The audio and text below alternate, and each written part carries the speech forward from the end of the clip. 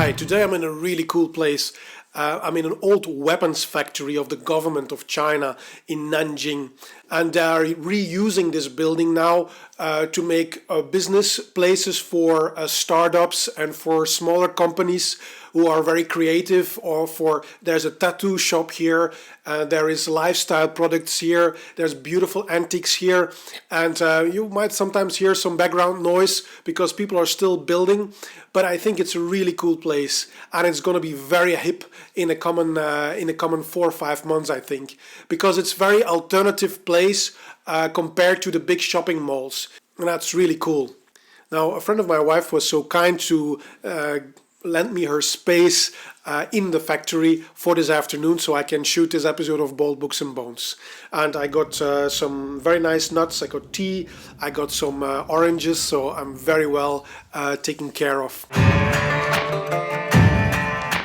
Now, the second book I want to share with you is called The Human Swarm by the tropical biologist Mark Moffett. Now, why would I add a book about a tropical biologist in an episode about the digital age? Because the author, Mark Moffett, in a very clever way, gives us some kind of mirror about us humans from the perspective of the animal world and what we can learn from them. Because the digital world creates this very complex and highly connected societies that actually already exist in the natural world, like for example ant colonies or bee colonies or others. According to the author, there is much to learn about the human society when we look at certain groups of animal societies.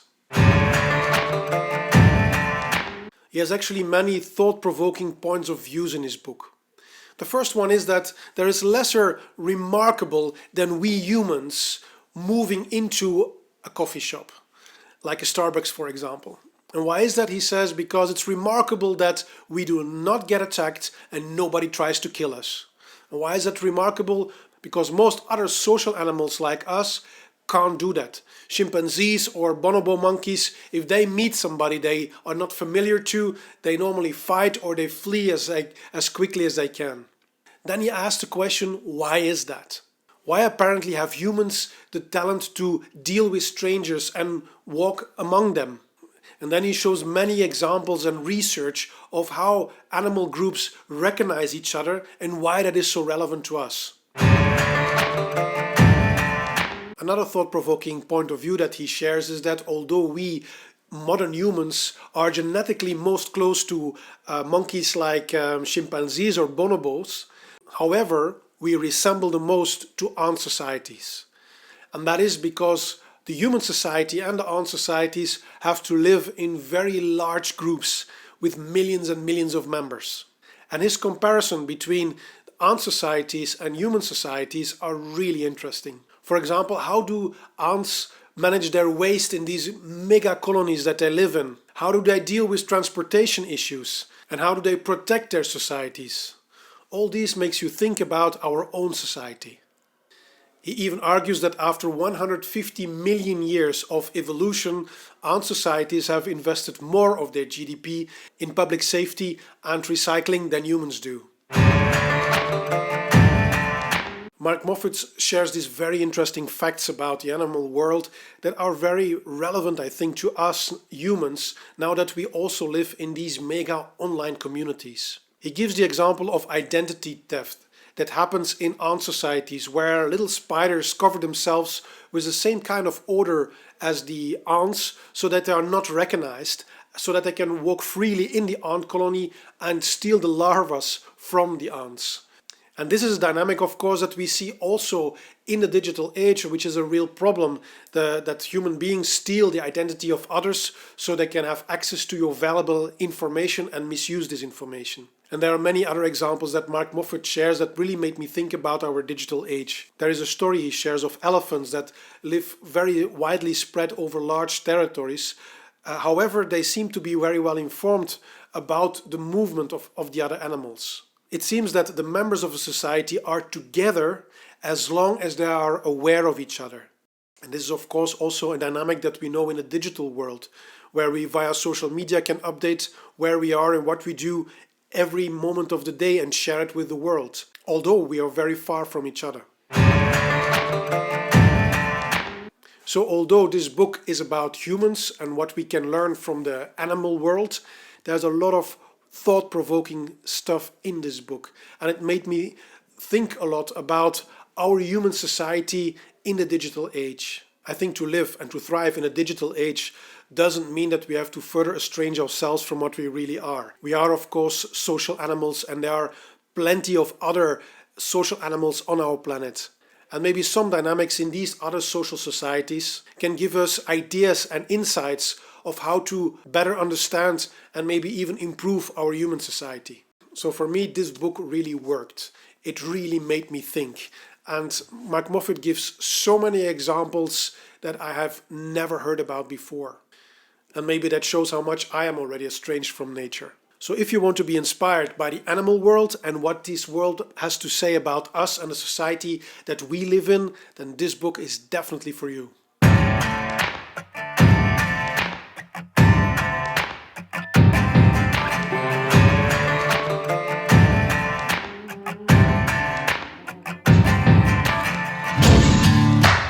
Third book I would like to share with you is called The Technology Fallacy, and I listened to it as an audiobook on my iPhone. It is written by Gerald Kane, Anne Phillips, Jonathan Kopulski and Garth Andrus. And these are people from MIT and Deloitte. There are quite a lot of books out there on this topic because digital is a very hot topic. However, this book is different and I like it for two reasons. The first one is that it is very well based upon research. They have done thousands and thousands of surveys because they wanted to study how the perception of people on the digital evolution has evolved. The second reason why I like it is because they use a very unique perspective. Instead of seeing technology as a one-off event where you install software in a company and ask or force people to adopt to it, they see it as a continuous maturing process for an organization. The term that they use for that, which they borrowed from psychology by the way, is called affordance. It was the psychologist James Gibson who came up with the term. And what he means is that individuals can influence the environment, but environment can also influence individuals. And therefore, they argue, people are the essence of the digital evolution. A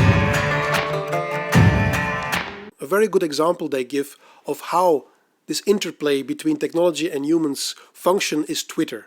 When Twitter was launched, it has influenced individuals and how they communicate. And it was, of course, initially meant as a communication platform that can be used by everyone. However, people started to find different applications for it.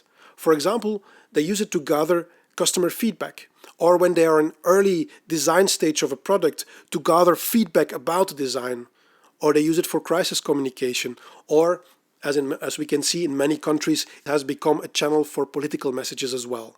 They actually call this the duct tape digital strategy. Once technology is adopted by people, they start to use it for different purposes.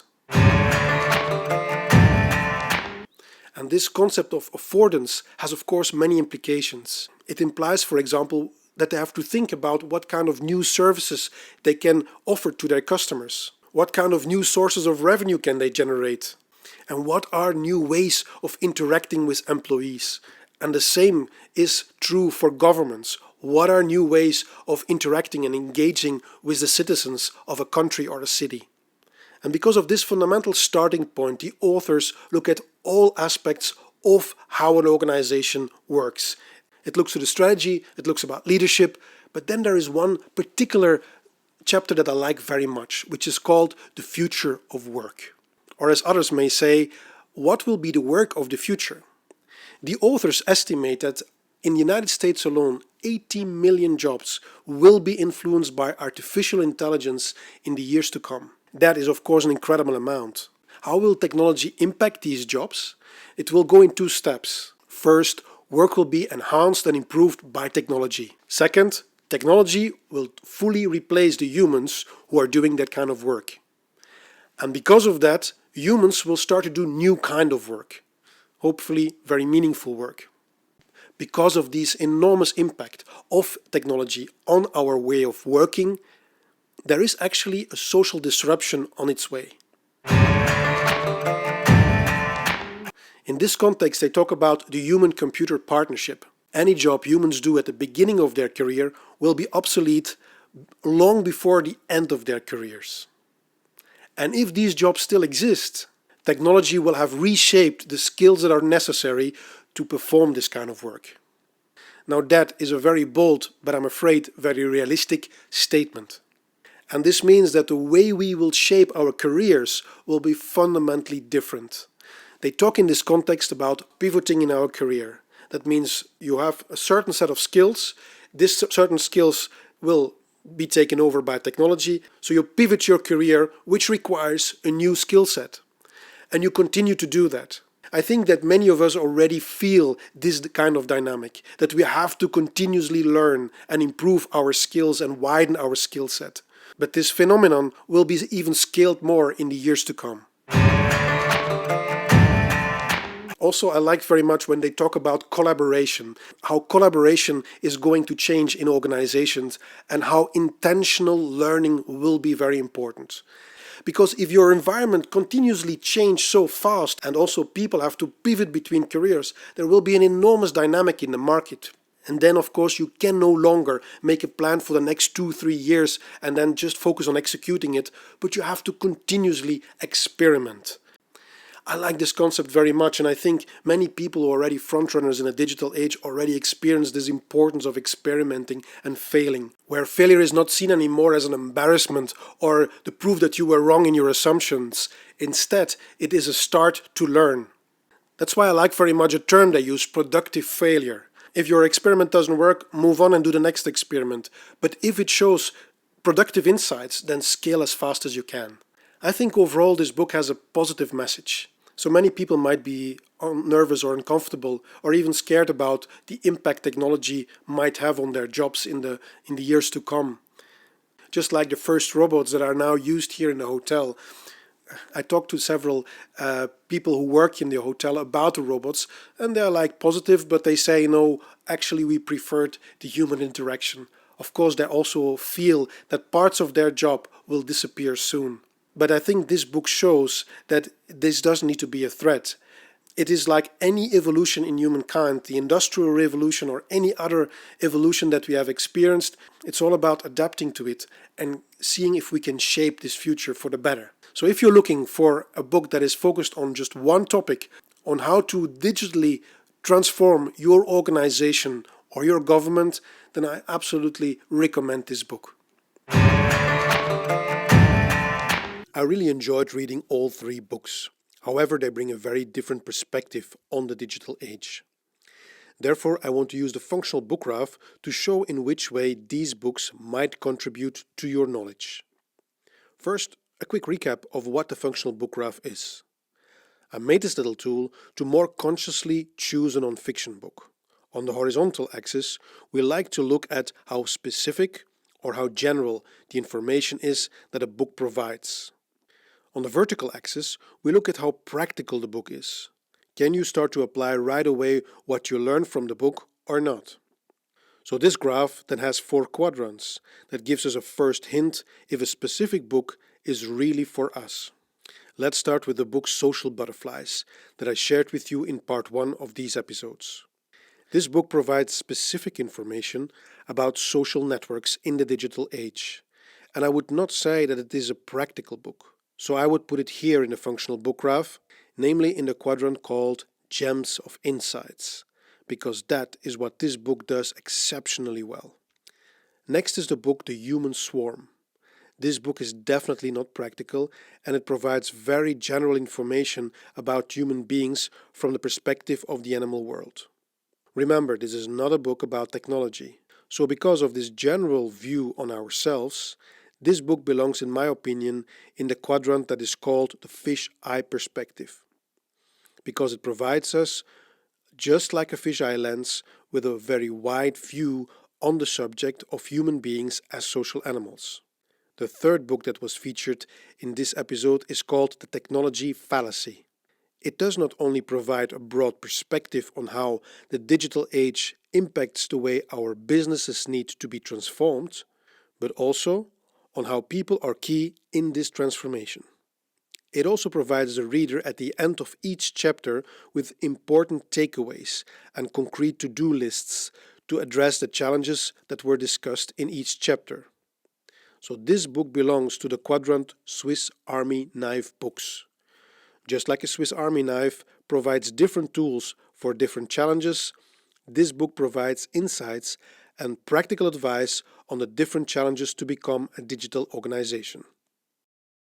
I hope this helps to make your choice if you want to read one or more of these books. I also hope that you enjoyed this episode of Bold Books and Bones, and please consider to subscribe if you haven't done it already. Thank you very much for watching and for the support that I receive from many of you. Looking forward to see you in the next episode of Bold Books and Bones.